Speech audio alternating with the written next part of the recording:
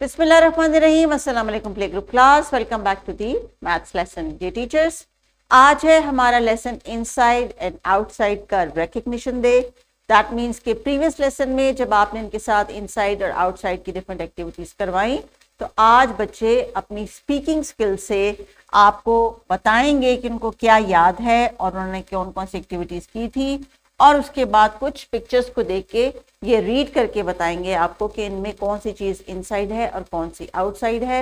Remember dear teachers, आज का जो हमारा एक्सपेक्टेड लर्निंग आउटकम है वो हमसे ये एक्सपेक्ट कर रहा है कि हम बच्चों की अंडरस्टैंडिंग डेवलप करें और उसके बाद उनको पोजीशन वर्ड को डिस्क्राइब करने का जो है हम उनको स्किल दें, उनको बताएं कि आपने इसको बोल के कैसे समझाना है किसी और को। And order of objects,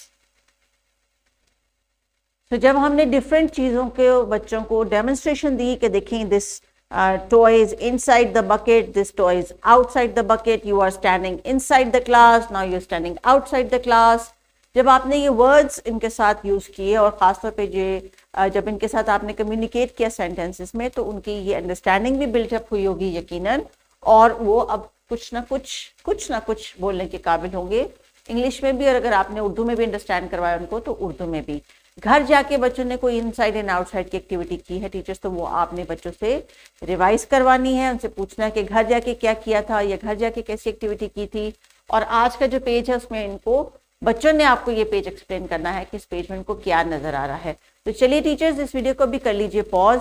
previous lesson में हमने क्या किया था, हमने एक्टिविटी की थी पोएम सिंग करने की विद एक्शंस, और मैंने आपसे ये कहा था कि मल्टीपल टाइम्स इस पोएम को सिंग कर लें ताकि बच्चों को जो है ये पोएम याद भी हो जाए, और जो पोजीशन वर्ड्स हम इनको इन एंड आउट सिखा रहे हैं वो इनको अच्छी तरह जो इनकी जो समझ है वो उसके साथ डेवलप हो जाए। So please pause this video and revise this activity. चलिए बच्चों, इनसाइड एंड आउटसाइड आपने टीचर के साथ रिवाइज किया। अब मुझे ये बताइए कि अगर मैं आपसे कहूँ कि स्क्रीन के ऊपर आपको जो पिक्चर नजर आ रही हैं, बल्कि काफी सारी पिक्चर्स हैं, इनमें कुछ ऑब्जेक्ट्स हैं जो कि इनसाइड को शो कर रहे हैं, कुछ आउटसाइड को शो कर रहे हैं, तो क्या आप इनसाइड और आउटसाइड को अब खुद से पिक्चर में देख के पहचान सकते हैं, टीचर को बता सकते हैं? टीचर्स, ये वर्कशीट अभी क्लासरूम की इनकी एक्टिविटी है एज अ होल क्लास। आप करेंगे इस वीडियो को पॉज, स्क्रीन पे जब बच्चे ये देखेंगे तो फिर इसको अपने अपने छोटे से जुमले में आपको बयान करेंगे कि इनको इस पिक्चर में कौन सी चीज इनसाइड नजर आ रही है और कौन सी चीज outside. So please pause this video and complete this activity. Now students, अभी आपने टीचर को जो जवाब दिया, देखते हैं आपका जवाब कहाँ तक दुरुस्त था। मैं यहाँ पे आंसर देती हूँ और आपने अपने आंसर के साथ उसको मैच करना है। और टीचर्स, आपने ध्यान रखना है कि बच्चों ने जिन्होंने जो करेक्ट आंसर दिया था उनको अप्रिशिएट करें, और जिनका आंसर करेक्ट नहीं था उनसे कहें कि ये इसका करेक्ट आंसर है, next time they can try better. So let's look here, is this cat inside the basket और outside the basket? It is inside the basket. This cat is outside the basket. So I'm going to put a circle here, okay? This dog is outside the pet house. This is the dog house. This dog is inside. So I'm going to put a tick mark here. Pencil is inside. And this one, the pencil is outside. This girl is inside the car. This girl is standing outside the car.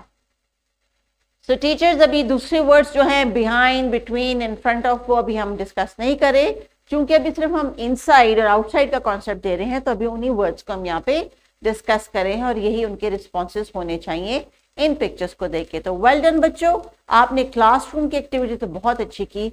अब मुझे ये बताइए कि इस तस्वीर में जो screen पे आपको नजर आ रही है, ये आपने पहले कहाँ देखी है? ये आपने देखी है अपनी किताब के सफे पे। Very good. तो इस पे क्या बने हुए हैं?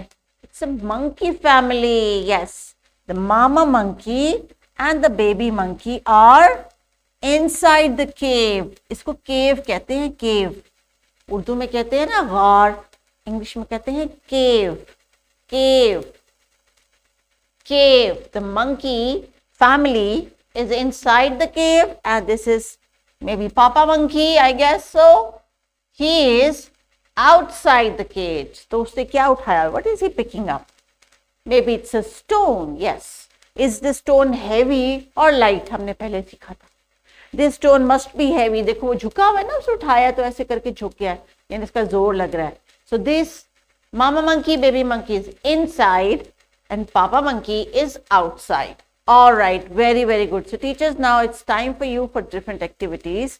बच्चों से अब आपने engage करवाना है, क्योंकि आज का जो expected learning outcome है टीचर्स, उसका राइटिंग से कोई ताल्लुक नहीं है. बच्चों ने जो समझना है, बयान करना है अपने अल्फाज में. इसलिए अब आप उनको भेजेंगी साइंस कॉर्नर में, जहाँ से वो कोई पेबल्स और बॉक्सेस यूज करके आपको इनसाइड एंड आउटसाइड का कॉन्सेप्ट एक्सप्लेन करेंगे.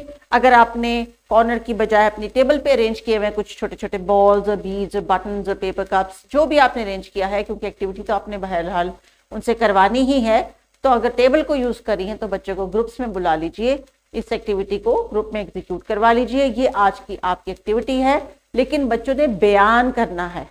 अब आप इनको ये बयान करना सिखाना है और सुनना है कि वो किस तरह एक्सप्लेन करें उसको.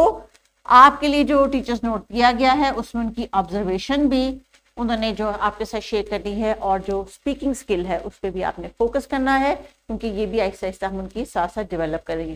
तो चलिए बच्चों, अभी आपने बारी बारी अपने कॉर्नर में आना है या टीचर की टेबल पे आना है. किताब के सफ़े में टीचर जो एक्टिविटी रेकमेंड की गई है वो क्लासरूम के अंदर के लिए है. अगर क्लासरूम से बाहर प्लेग्राउंड के लिए आपको एक्टिविटी प्लान कर रही है तो I have an idea here for you. यहाँ पे टीचर ने फ्लोर के ऊपर कलर टेप की मदद से शेप्स बना दी हैं और उनको कहा है कि एक पाँव ट्राइंगल में रखें और एक पाँव बाहर रखें और उसको वर्ड्स में एक्सप्लेन कर दें. My right foot is inside the triangle, my left foot is outside the triangle. Alright, so इस तरह बच्चे जब अपने अल्फाज में किसी बात को एक्सप्लेन करेंगे तो उनकी स्पीकिंग स्किल भी डेफिनेटली डेवलप होगी. और ये इन दी एंड हमारा गोल है कि बच्चे ना तो सिर्फ अंडरस्टैंडिंग को डेवलप करें बल्कि अपने अल्फाज में बयान करना भी सीखें, बिकॉज इसी वजह से अब इनकी लिसनिंग स्पीकिंग के साथ साथ रीडिंग की स्किल को भी फोकस करें कि बच्चे जो देखें समझें और अपने अल्फाज में बयान करें. तो बच्चों, ये वर्कशीट आपने घर लेके जानी है और अपने पेरेंट्स को एक्सप्लेन करनी है इनसाइड और आउटसाइड की टर्म में, और फिर कोई चीज़ इस तरह बॉक्स में या टेबल पे रख के भी बताने कि कौन सी चीज़ इनसाइड है कौन सी आउटसाइड है. अगर बॉक्स अवेलेबल नहीं है तो घर में आपकी अलमारियां हैं ना, अलमारी में से किसी चीज़ को खोल के बता दे कि mama look my shoes are inside, my shirt is outside. ठीक है, समझ आ गई आपको. सो टीचर्स, आपने बच्चों से कहना है इनसाइड एंड आउटसाइड को अपने वर्ड्स में एक्सप्लेन करना सीखें, और यही आज आपने इनको जो है एक्टिविटीज़ करवानी है. अपना ख्याल रखिएगा. कंटिन्यू, टेक केयर, अल्लाह हाफ़िज़.